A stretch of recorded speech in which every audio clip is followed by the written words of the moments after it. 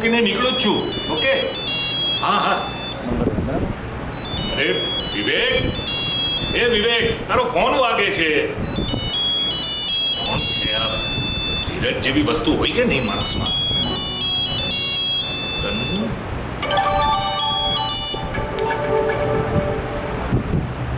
હા હા, બબુ હમણાં નીકળે જ છે. તમે કોણ? જરા પરિચય આપશો?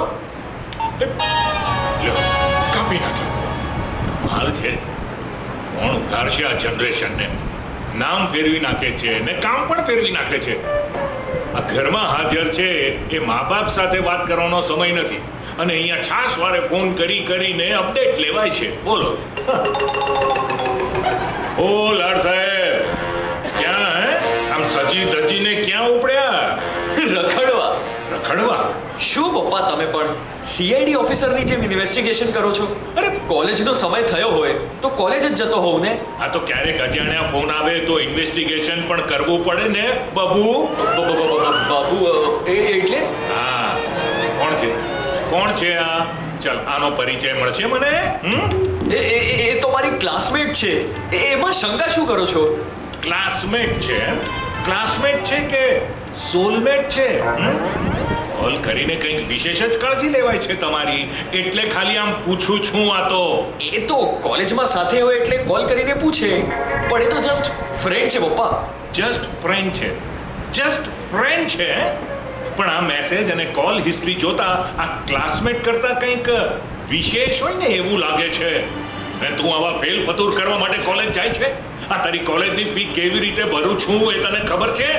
ખબર છે મને પપ્પા, પણ એ તો તમારી ફરજ છે ને. એમાં વળી તમે મારા ઉપર ઉપકાર થોડો કરો છો.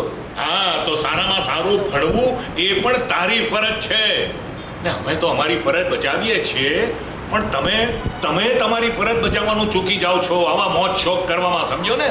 અરે પપ્પા, શેના મોજ શોખ કરીએ છીએ? આ બધું શું છે? શું છે આ બધું? આ લિવાઇસના કપડાં, રીબોકના બૂટ, એપલનો મોબાઈલ, બ્રાન્ડ સિવાય તો એકેય વસ્તુ સાહેબને ફાવતી જ નથી. અમે તને જરૂર પડે ને ત્યાં ખર્ચ કરવા માટે રૂપિયા આપીએ છીએ, તને જરૂરી લાગે ત્યાં ખર્ચ કરવા માટે નહીં, સમજો? શરૂ થઈ ગયું તમારું ખર્ચ પુરાણ. હા બસ ભાઈ, તમને તો ખર્ચ પુરાણ જ લાગવાનું ને. એક વખત કમાવા તો જાઓ, એક વખત કમાવા જાઓ, તમે જાતે કમાઈને આ બધું લેશો ને ત્યારે આ પુરાણ તમને સમજાશે. ઘરમાં કોઈને પૈસાની કિંમત જ નથી, બધા પાણીની જેમ પૈસા વાપરે છે. અને પેલો મોટો એ પણ સમજતો તો છે જ નહીં. કોણ પાણીની જેમ વાપરે છે પપ્પા? હું તો કમાઈને વાપરું છું ને. એમાં આટલું બધું કચકચ શું કરો છો તમે? આ તો કમાઈને વાપરો છો બરાબર છે, પણ એટલે મન ફાવે તેમ ઉડાડવાના. અરે જરા બચત કરતા શીખો ને. તો તમારા મતે અમારે શું કરવું જોઈએ પપ્પા? ઘરમાં કોઈ વસ્તુ લાવવાની જ નહીં? કારણ કે કોઈ નાની વસ્તુ ઘરમાં આવે એટલે તમે બચતનો ઢંઢેરો પીટવાનું શરૂ કરી દો છો. અને આ મમ્મી પણ નાની નાની વાતમાં કટકટ ચાલુ જ રાખે છે. ક્યારેક અદિતિ મોડી આવી હોય તો ફોન ઉપર ફોન ચાલુ થઈ જાય. અદિતિને બહાર બધે ફરવાનું આવડે છે, ઘરનું કોઈ કામ નથી આવડતું. મમ્મીની આ રોજની રામાયણ છે. અરે અમારી કોઈ પર્સનલ લાઈફ જ નથી. સ્વતંત્રતા જેવું કંઈ હોય કે નહીં ઘરમાં? અમારા પૈસા છે, અમે ગમે તેમ વાપરીએ, એમાં વારે વારે કટકટ શું કર્યા કરવાનું? ભૂલ થઈ ગઈ મારી. સોરી, મને નહોતી ખબર કે તમે આ ઘરમાં આટલા ગુંગળાઈને જીવો છો. તો એક બાપ તરીકે દીકરાની બળતરા થાય ને એટલે કહું છું. બાકી તમારી જિંદગી છે, તમને સંપૂર્ણ સ્વતંત્રતા છે. તમારે કેવી રીતે જીવવી એ નિર્ણય તમારે કરવાનો છે. ઓકે? તમે ખાલી બોલો છો પપ્પા, પણ અમને અમારી રીતે જીવવા ક્યાં દો છો? જરા જમાના પ્રમાણે ચાલતા શીખો ને પપ્પા. કંટાળી ગયા છે હવે તમારી રોજની કટકટથી. મા બાપ દીકરાઓને ક્યારે સમજતા થશે? ખબર નહીં એ આપણી લાગણીઓને ક્યારે સમજશે. ભાઈ વિવેક, હવે હું થાકી ગયો છું. મારે હવે ફ્રીડમ જોઈએ છે, બસ. પ્રિતેશભાઈ, મને નથી લાગતું કે તમને આ ઘરમાં ફ્રીડમ મળે. તો હું હવે અલગ થઈ જઈશ યાર. હવે હું આ બંધનમાં નથી રહેવા માંગતો. પણ પ્રિતેશભાઈ, તમે લોકો આમ અલગ થઈ જશો તો લોકો શું કહેશે? અરે ભાઈ, લોકોને જે વિચારવું હોય ને એ વિચાર.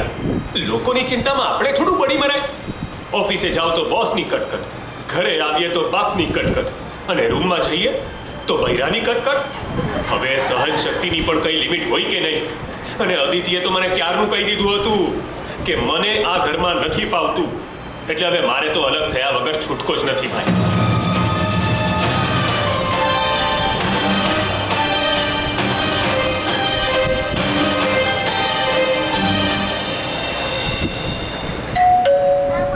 અરે દરવાજો ખુલ્લો જ છે, આવી જાઓ આવી જાઓ. નમસ્તે અંકલ. અરે શરદ, આવ આવ. બેસ બેસ દીકરા બેસ. કેમ છે, ઘરે બધા મજામાં? હા અંકલ, ઘરમાં બધા મજામાં છે. અત્યારે તો મારા લગ્નની તૈયારી ચાલે છે. એમ? શું વાત કરે છે? વાહ ભાઈ વાહ. હા અંકલ, આ લો કંકોત્રી. અંકલ, તમારે બધાએ આવવાનું છે. અરે હા, 100% હો. મેં પ્રિતેશને ફોનમાં તો મોકલી જ છે, પણ પછી પપ્પાએ કહ્યું કે તું ઘરે રૂબરૂ જ આપતો આવ. હા. એટલે આપવા આવી ગયો. અરે ભઈલા, આપવા આવ્યો એ તો સારું જ થયું ને. એ બહાને મળાય તો ગયું હે. પણ તું એકલો કેમ આવ્યો? આને લઈને આવ્યો હોત તો આમ પણ તારા પપ્પાને મળ્યાને ઘણો સમય થઈ ગયો. એકચ્યુઅલી તેઓ જ આવવાના હતા, પણ લગ્નની તૈયારી અને પાછું એમને આવવા જવામાં 2 કલાક નીકળી જાય, એટલે પછી હું આવી ગયો. કેમ 2 કલાક? નવા ઘરે રહેવા ગયા કે શું? બાકી તમારું ઘર તો 10 મિનિટના અંતર જ છે. ના અંકલ, હું અને મારી ભાવિ પત્ની અમે બંને જણા તો જૂના ઘરમાં જ રહીશું, એમ? પણ મમ્મી પપ્પાને નવા ફ્લેટ પર અત્યારથી જ રહેવા માટે મોકલી દીધા છે. કેમ નવા ફ્લેટમાં? ઘર નાનું પડતું હતું ને એટલે. 7 વ્યક્તિ રહી શકે એટલું મોટું ઘર નાનું ક્યારથી પડવા લાગ્યું શરદ? કારણ કે તમે તો 4 જ વ્યક્તિ છો ને. બેટા, ઘર નાનું પડવા લાગ્યું તું કે પછી મન નાના પડવા લાગ્યા હતા? ના ના અંકલ, એવું કાંઈ નહોતું, પણ મેં અને પપ્પાએ સાથે મળીને જ અલગ થવાનો નિર્ણય લીધો હતો, અને એમાં પપ્પા પણ ખુશ હતા. શરદ, તેઓ ખુશ છે કે નહીં એ તને તારા પપ્પાએ કહ્યું હતું? ના, પણ તેમના મુખ પર હું એ ખુશી જોઈ શકતો હતો. અરે બેટા, દીકરાથી અલગ રહેવામાં કયા મા બાપ ખુશ થાય હે? કેમ? અમે એમને લાઈફ એમની રીતે જીવવા માટે છૂટા મૂકી દીધા છે. એ એમની રીતે જીવે અને અમે અમારી રીતે જીવે. એ પણ ખુશ અને અમે પણ. બેટા, તો તારા જન્મતા જ તારા મમ્મી પપ્પાએ તને કોઈ અનાથ આશ્રમમાં મૂકવાની જરૂર હતી? કેમ અંકલ? અરે ભાઈ, ખુશી માટે. ખુશી? તે જ કહ્યું ને, અલગ રહેવાથી ખુશીમાં વધારો થાય. શરદ, મા બાપ દીકરાને મોટો કરવામાં આખી જિંદગી ખર્ચી નાખે અને પછી એ જ દીકરો પોતાના સ્વાર્થ માટે મા બાપને અલગ કરી દે, તે કેવું કહેવાય? તો હવે આ લગ્ન તું તારા ખર્ચે જ કરવાનો હોઈશ ને? કેવી વાત કરો છો અંકલ? હું આટલો બધો ખર્ચો કેવી રીતે? કેમ? હવે તો તમે અલગ થઈ ગયા ને, એટલે. હા, પણ દીકરાને પરણાવવાની જવાબદારી તો મા બાપની છે. એ તો એમણે પૂરી કરવાની જ હોય ને. જવાબદારી. આ જ શબ્દ છે જે મા બાપના સપનાઓને વર્ષોથી પોતાની નીચે દબાવતો આવ્યો છે. મને એ નથી ખબર પડતી કે જ્યારે મા બાપને તમારી જરૂર છે ત્યારે તમે તેને અલગ કરી દો છો, અને પોતાની વાત આવે ત્યારે એને જવાબદારીનું ટેગ આપી દો છો. શરદ, તું મને એમ કહે કે તારા માતા પિતા પ્રત્યેની તારી જવાબદારીનું શું? અંકલ, એમાં એવું છે ને કે એક મિનિટ અંકલ, 1 મિનિટ. હલો, હા, હું નીકળું જ છું, 5 મિનિટમાં આવે. સોરી અંકલ, મારે જવું પડશે, પણ લગ્નમાં તમારે બધાએ આવવાનું છે, ભૂલતા નહીં અંકલ. હા હા ભઈલા, આવી જશું. અમારી તો જવાબદારી ખરી ને. જવાબદારી, હા. આજકાલની પેઢીઓને શું થયું છે બસ એ જ નથી સમજાતું. અરે કાકા, આ કંકોત્રી કોની છે? પ્રિતેશના મિત્ર હમણાં જ આપવા આવ્યો હતો. હા, બોલો બોલો કિશોરભાઈ. હા હા, તમે ફ્લેટની ચાવી લઈ રાખો, અમે થોડી વારમાં આવીને જોઈ જશું. ના ના, હું અને અદિતિ બંને સાથે જ જોવા આવીશું. એટલે શું છે, એક ધક્કે ફાઇનલ થઈ જાય ને.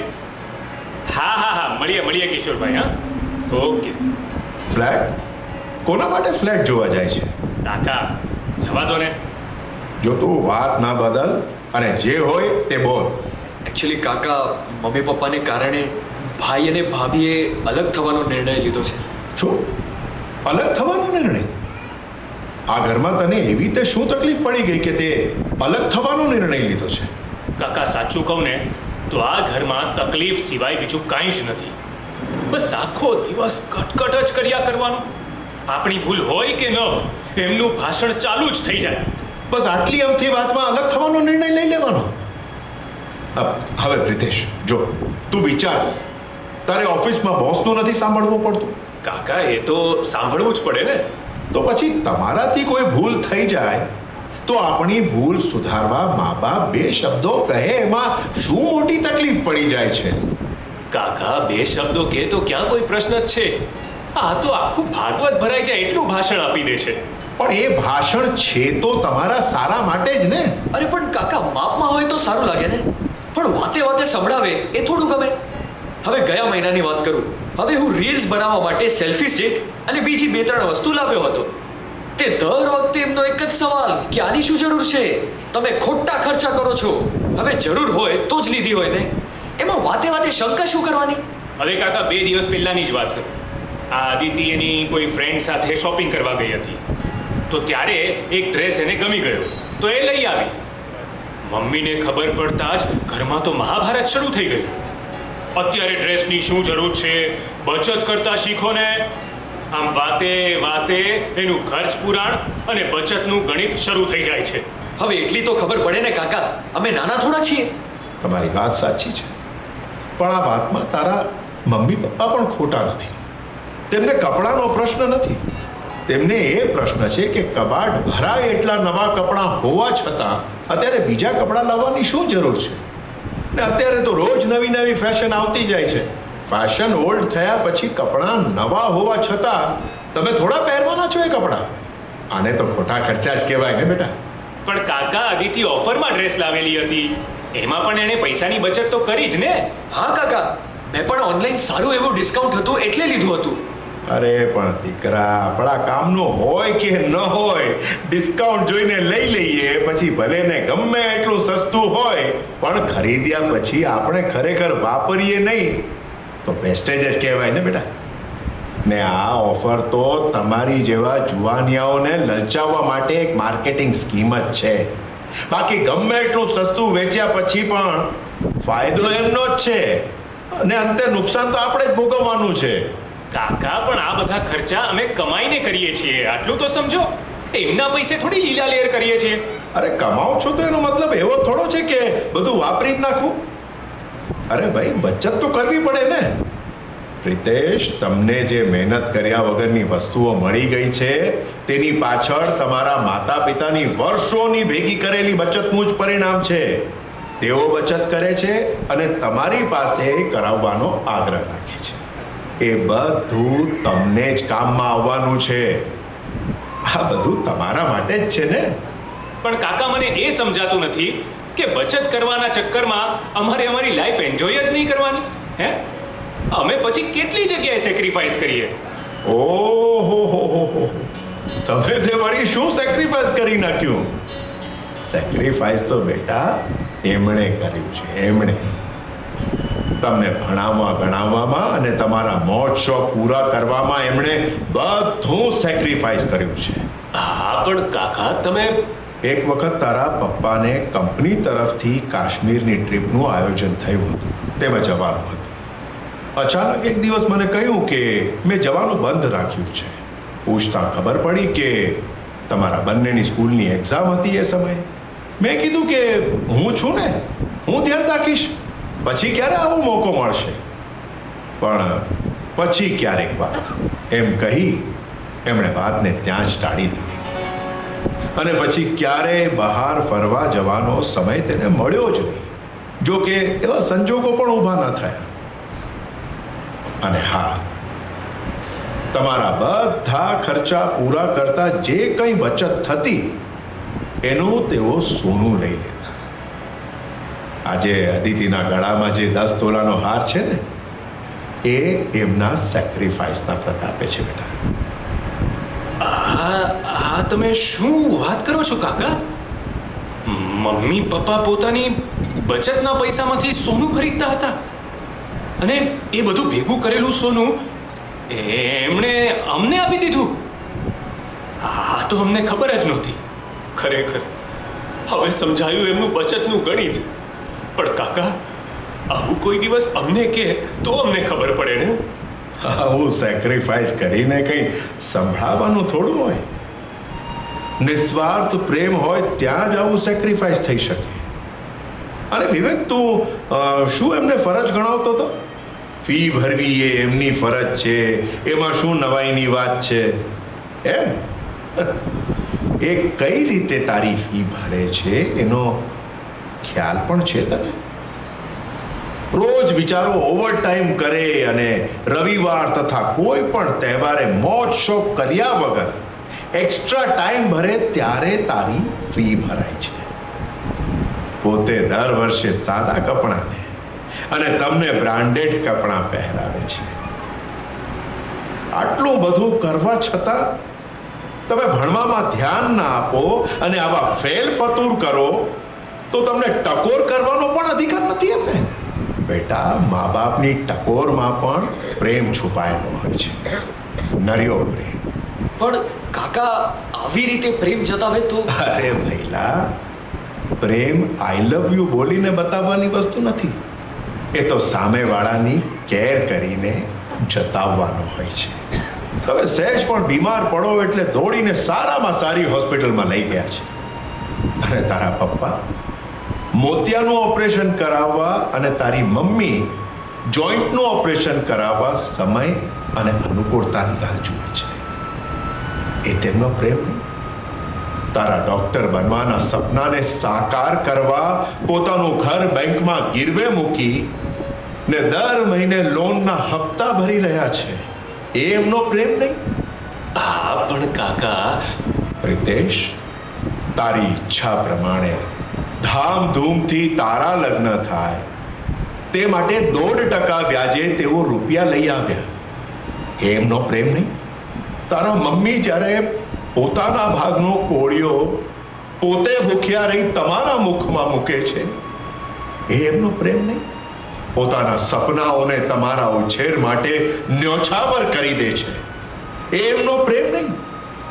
પોતાના મોજ શોખને ભૂલી તમારી જરૂરિયાતો પૂરી કરવા હંમેશા તત્પર રહે છે, એ એમનો પ્રેમ નહીં.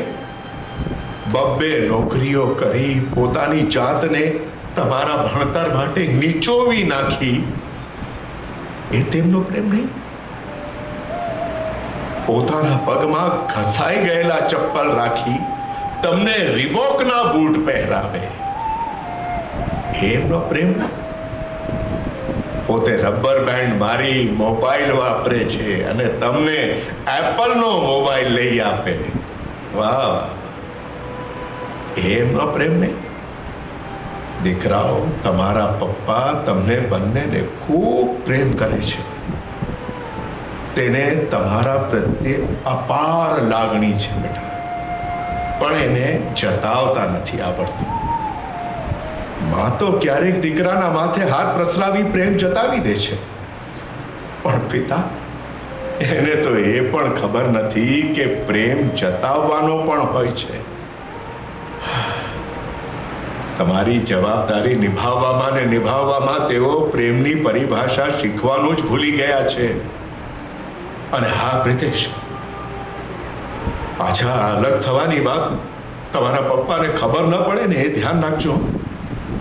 નહીતર દીકરાના સહારે જોયેલા સપના પળવારમાં તૂટી જમીન દોસ્ત થઈ જશે. એની તમને ખબર પણ નહીં પડે, તેઓ બતાવશે નહીં, પણ મા બાપ રહ્યા ને, એ તો તમારા માટે પોતાના સપનાને પણ સેક્રિફાઈસ કરી દેશે. ઠીક છે બેટા, આ તો મારાથી રહેવાયું નહીં ને, એટલે કહી દીધું. પણ કદાચ જો વધારે બોલાઈ ગયું હોય અને તમારા દિલને ઠેસ પહોંચી હોય ને, તો બેટા મને માફ કરજો. અરે કાકા, આ શું કરો છો? માફી તમારે નહીં, અમારે માંગવાની છે.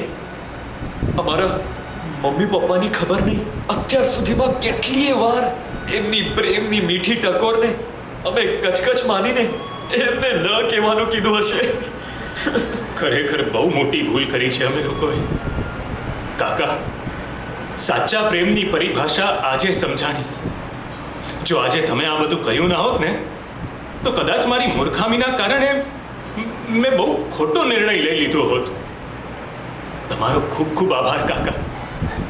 Thank you very much. અરે બેટા, એમાં આભાર શા? ચાલો ચાલો, હવે જમી લઈએ, સમય ઘણો થઈ ગયો છે. કાકા, પપ્પા પણ હમણાં આવતા જ હશે.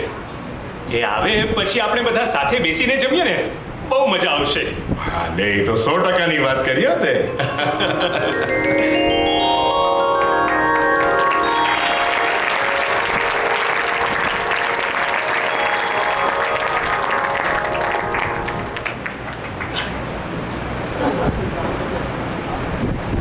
આ સંવાદના પાત્રો જાણે આપણા ઘરમાંથી જ ઉતરી આવ્યા હોય એવું લાગ્યું. મનોહરભાઈ, પ્રિતેશ અને વિવેક આ કોઈ પાત્રો નથી, પરંતુ આપણા સમાજની વાસ્તવિકતા છે. તો આ પેઢીઓ વચ્ચેનો અંતર અને ફ્રીડમનો મોહ, આનો ઉકેલ શું? આનો ઉકેલ એ તો એ જ બતાવી શકે કે જેણે લાખો પરિવારોને